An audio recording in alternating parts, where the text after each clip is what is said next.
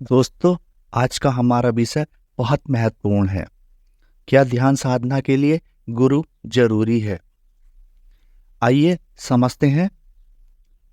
दोस्तों, आज का हमारा युग जो है, विज्ञान का युग है, बुद्धि का युग है। पुराने समय में इतनी जानकारियां मनुष्य के पास नहीं होती थी, तो उसे गुरु की आवश्यकता भी ज़्यादा पड़ती थी। लेकिन आज के समय में हमारे पास सभी संत पुरुषों का, बुद्ध पुरुषों का ज्ञान उपस्थित है।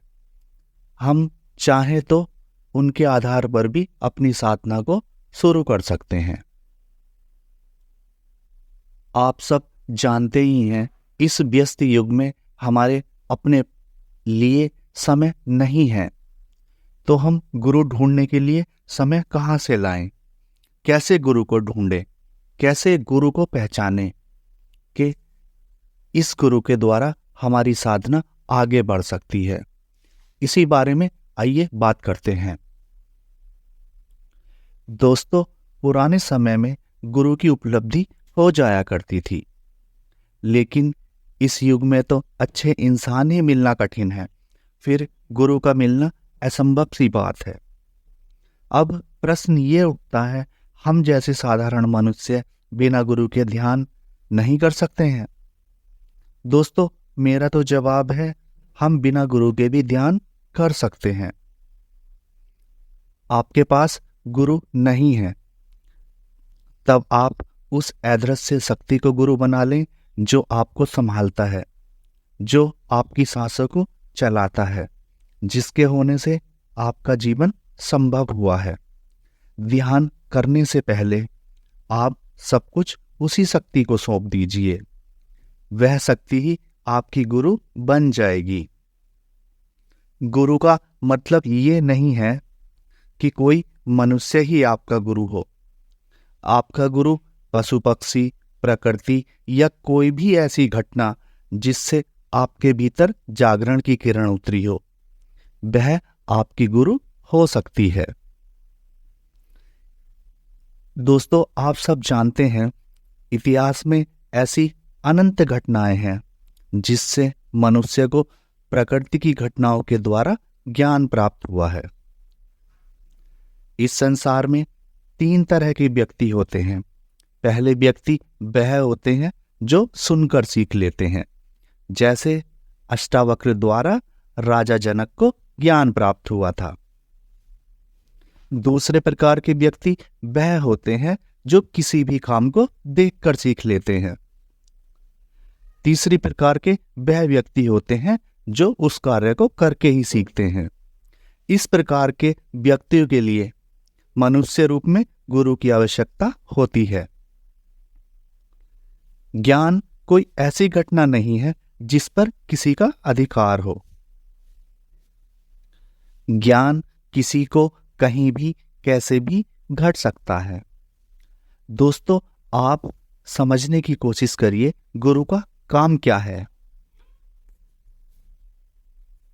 गुरु जो पहला कार्य करता है वह यह करता है, हमारे चैतन्य में जो चिंगारी दबी पड़ी है, गुरु उसको हवा दे देता है और वह चिंगारी आग का रूप धारण कर लेती है, जिससे हम ध्यान साधना में गहराई से उतरने लगते हैं।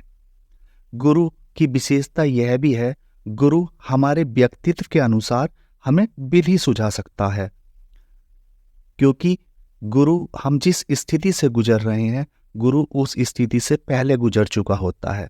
तो गुरु हमारे व्यक्तित्व के आधार पर जान सकता है कि हमारे लिए कौन सी विधि हितकर है। हम उस विधि के द्वारा जल्दी से गति कर सकते हैं। गुरु का काम है हमारे सोए हृदय में प्रभु की प्यास जगा सके। साधक के लिए ध्यान की प्रथम अवस्था में गुरु का महत्व ज्यादा नहीं है, पर ध्यान की बाद की अवस्था में गुरु का बहुत महत्व है, क्योंकि ध्यान की बाद की अवस्था में कुछ घटनाएं ऐसी घटती हैं, जैसे जैसे साधक स्वयं को अकेला महसूस कर सकता है, उसके मन में नेगेटिव विचार आ सकते हैं। साधक का रस जब बाहर से समाप्त होता है और भीतर की ओर मुड़ता है तो वह घबरा जाता है, क्योंकि समस्त संसार में वह खुद को अकेला पाता है।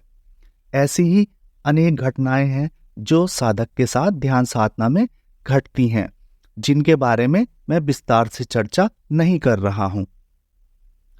इस समय पर गुरु का मुख्य कार्य होता है। गुरु साधक की बदलती मनोदशा को संभाल लेता है और साधक उस घटना पर निराश नहीं होता है, क्योंकि सब घटनाएं साधना का अंग है। गुरु इस बात को जानता है और वह साधक को भी बता देता है। गुरु जानता है जैसे जैसे मेरे मनोभाव बदले थे वैसे ही साधक के साथ घटित हो रहा है। तब गुरु सही समय पर साधक को अवगत करा देता है। लेकिन मैं आपसे यही कहना चाहता हूं कि बिना गुरु के भी ध्यान साधना में गति कर सकते हैं। संसार में अनेक बुद्ध पुरुष हुए हैं जिन्होंने गुरु का कहीं कोई जिक्र नहीं किया है। लेकिन ऐसा नहीं है कि उनका कोई गुरु नहीं है। उनका भी इस प्रकृति में कोई ना कोई गुरु है। उनका गुरु कोई पशु हो सकता है, कोई पक्षी हो सकता है, कोई अबोध शिशु हो सकता है। तो दोस्तों, हर बुद्ध पुरुष को संपूर्ण प्रकृति से कहीं ना कहीं जागरण की किरण उतर जाती है। आप सबने एकलव्य का नाम तो सुना ही होगा। एकलव्य ने गुरु की पत्थर की प्रतिमा बनाकर धनुर्विद्या का अभ्यास किया और संसार का सर्वश्रेष्ठ धनुर्धर बन गया। एकलव्य के पास भी गुरु मनुष्य रूप में मौजूद नहीं थे, लेकिन वह फिर भी गति कर गया और संसार का सर्वश्रेष्ठ धनुर्धर बन गया। आप सबके लिए भी गुरु मनुष्य रूप में होना जरूरी नहीं है। आपका भी संपूर्ण प्रकृति में कोई भी गुरु हो सकता है। आपके साथ सिर्फ इतना हो सकता है, आपके साथ घटनाएं घटेंगी तो आप कुछ समय के लिए घटनाओं के साथ बह सकते हैं। आपका थोड़ा समय ज्यादा लग सकता है, पर ऐसा नहीं है कि आपको ध्यान नहीं घटेगा। आपको भी ध्यान घटेगा। बस गुरु का महत्व इतना है कि गुरु यहां पर थोड़ा समय बचा सकता है। दोस्तों, आपको समझना है, ध्यान तो आपको ही करना है, मेहनत आप ही करोगे। गुरु सिर्फ आपको रास्ता सुझा सकता है कि मैं इस रास्ते पर चलकर पहुंचा हूं, तुम भी इस रास्ते पर चलकर पहुंच सकते हो। आपको मनुष्य रूप में कोई गुरु नहीं मिलता है, तब आप प्रभु को ही सब कुछ सौंप दीजिए, प्रभु को ही अपना गुरु बना लीजिए। प्रभु सब कुछ संभाल लेगा, आप चिंताओं से मुक्त हो जाएंगे। आप ध्यान करना शुरू करिए। आपके मन में यह भाव रखिए, संपूर्ण प्रकृति से मुझे जहां भी ज्ञान प्राप्त होगा मैं उसे धारण करूंगा। मैं संपूर्ण समर्पण और निष्ठा से ध्यान करूंगा।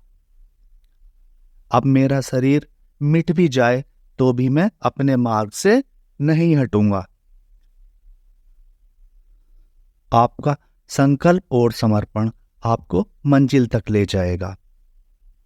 आपको भी ध्यान की घटना घटेगी, क्योंकि जिस व्यक्ति ने भी मानव जीवन लिया है उसका पूर्ण अधिकार है वह भी परमेश्वर की सत्ता को जाने।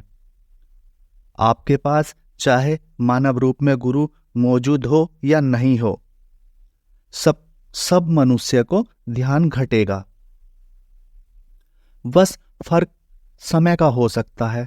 कोई जल्दी पहुंच सकता है, कोई थोड़ी देर से पहुंच सकता है। इसलिए सब व्यर्थ की चिंता छोड़कर सब प्रभु को सौंपकर ध्यान में लग जाएं, आपको भी ध्यान घटेगा। दोस्तों, आज की वीडियो आपको कैसी लगी कमेंट करके जरूर बताएं। आप सभी को नमस्कार।